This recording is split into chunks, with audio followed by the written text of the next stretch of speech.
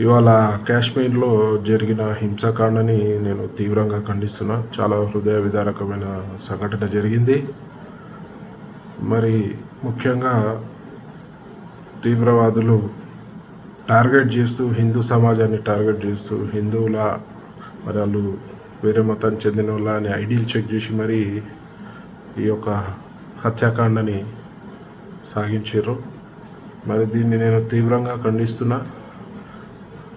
దీనిలో ప్రాణాలు కోల్పోయిన వారందరికీ కూడా నా ప్రగాఢ సానుభూతి తెలియజేస్తూ వారి ఆత్మలకి శాంతి చేకూరాలని ఆ భగవంతుణ్ణి ప్రార్థిస్తున్నా.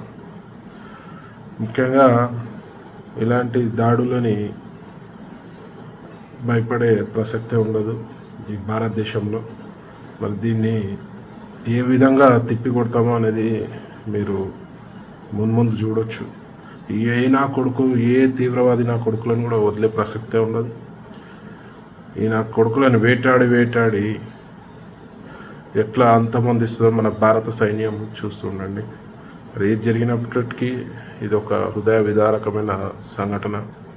మరి ఎవరైతే ప్రాణాలు వదిలారో వాళ్ళందరికీ కూడా ప్రగాఢ సానుభూతి తెలుస్తూ మరి వాళ్ళ కుటుంబ సభ్యులు అందరికీ కూడా ప్రగాఢ సానుభూతి. మరి ఎవరైతే గాయపడ్డారో వాళ్ళు త్వరగా కోలుకోవాలని ఆ భగవంతుడిని ప్రార్థిస్తున్నా.